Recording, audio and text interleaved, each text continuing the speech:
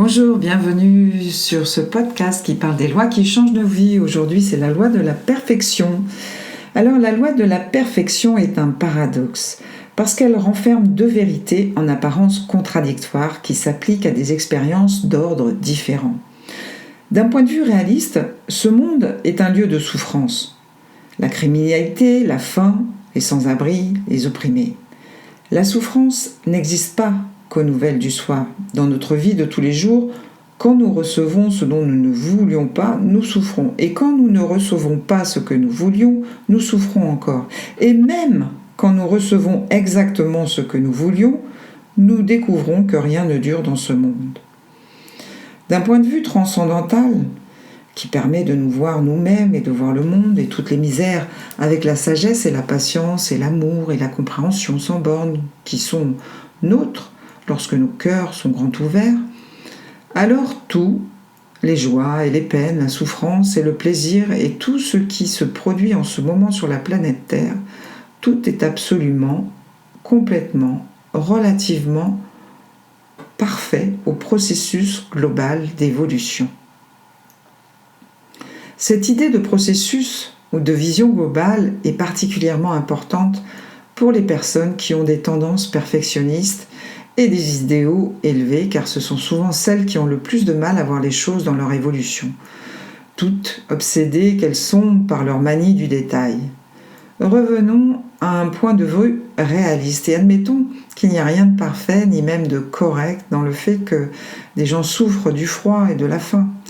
Mais dans une perspective plus large, nous ne sommes que les cellules d'un grand corps appelé Terre, lui-même un minuscule grain de sable perdu dans le vide de l'espace. Et dans cette perspective, nos petits drames individuels et les grands enjeux de la politique mondiale n'ont pas plus d'importance que le drame vécu par une colonie de fourmis qu'une personne en train d'arroser son entrée disperse et anéantit. Sans cette habileté à sauter d'une vision personnelle à une vision globale qui embrasse toute la justice et toute l'injustice du monde, tout le drame de l'expérience humaine, il est très difficile d'avoir un sens de l'humour. Comme l'a dit Woody Allen, non seulement Dieu n'existe pas, mais essayez de trouver un plombier le samedi. Ceux qui ont à résoudre des questions touchant à la vision et à l'acceptation doivent apprendre à faire ce saut dans l'inconnu hors de leur corps, de leur vie, de leur drame, même de leur conscience sociale, hors de leur psyché politiquement correcte pour embrasser tout ce qui est.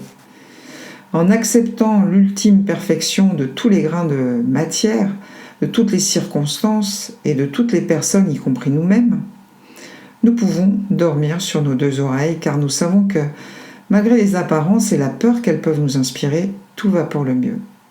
Dans un certain sens, ce qui ne devrait pas nous empêcher de continuer à lutter pour amener plus de vérité, plus de bonté et plus de beauté dans le monde.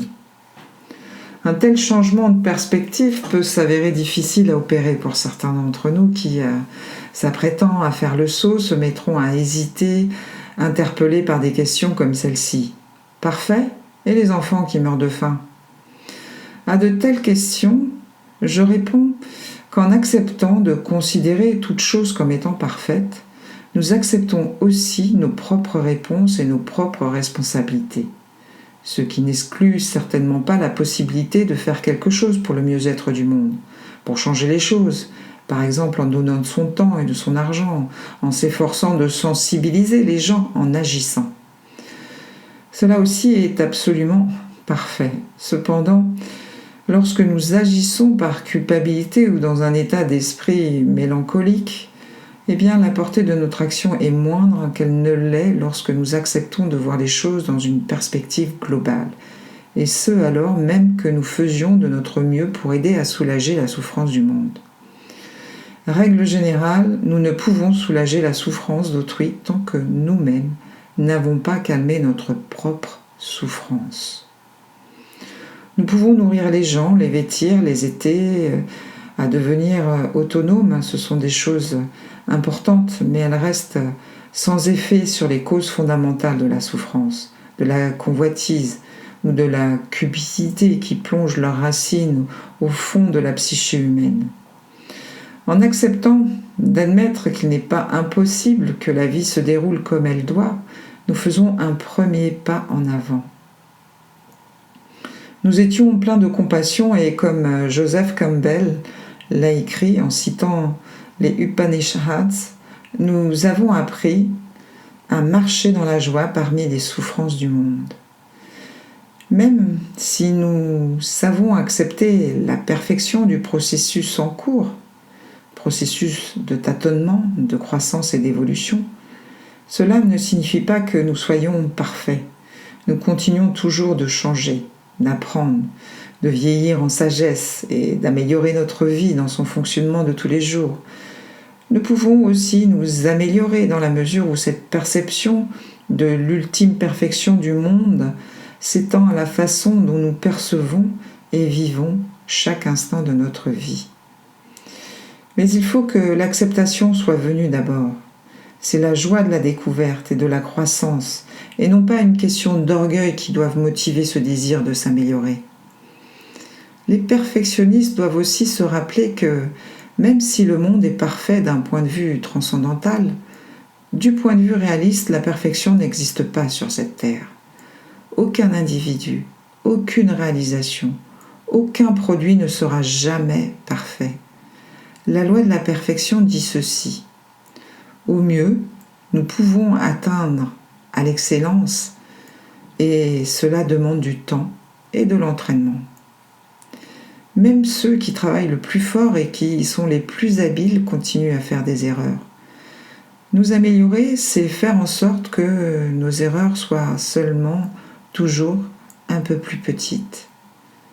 Il faut aussi songer que nos erreurs elles-mêmes, dans nos relations personnelles, au travail ou dans tout autre domaine, sont aussi parfaites.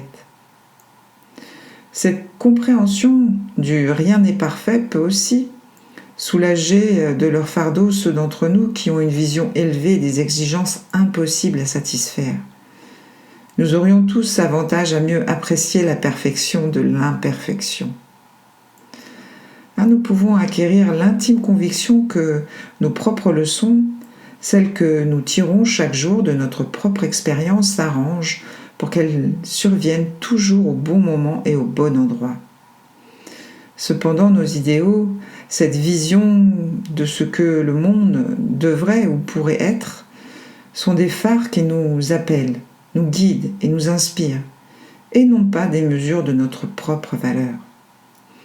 Toutes sortes de choses terribles et magnifiques peuvent se produire dans le monde. Il y en a que nous aimons et approuvons, d'autres que nous n'aimons pas et auxquelles nous résistons.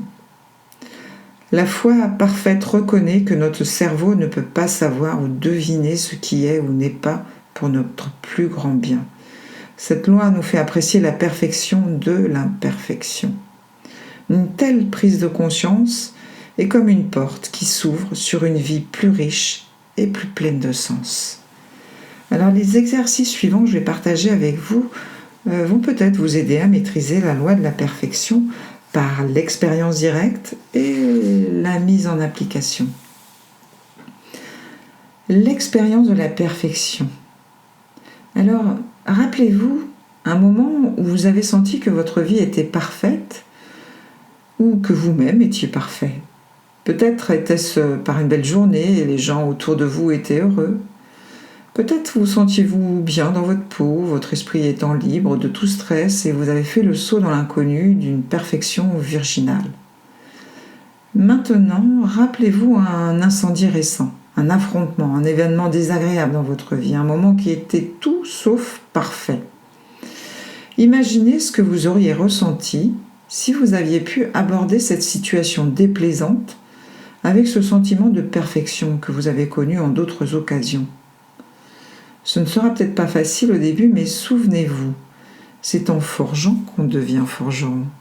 Alors, comment mettre en application la loi de la perfection ? Alors, premièrement, exercez-vous à faire cet effort de mémoire. Ultimement, toute chose et tout être humain est parfait. En réalité, rien ni personne n'est parfait, sauf le mouvement, le changement et le plaisir. Deuxièmement, apprenez à dire « c'est assez bon pour moi »,« je suis assez bon »,« ils sont assez bons », c'est assez bon pour le moment. Troisièmement, quoi qu'il vous arrive et quoi que vous fassiez, vous pouvez mettre en pratique la loi de la perfection en vous posant la question: en quoi cela est-il parfait ? Est-ce une parfaite leçon ? Une parfaite occasion ? Comment pourrais-je changer ma perception du moment présent pour en faire quelque chose de parfait ? Bien voilà, je vous remercie de m'avoir écouté sur cette loi de la perfection et je vous retrouve très bientôt pour une prochaine loi. N'hésitez pas à mettre un like, à partager et pourquoi pas à poser des questions. Je suis là aussi pour vous accompagner sur toutes sortes de blocages émotionnels, psychologiques ou autres. Bye bye!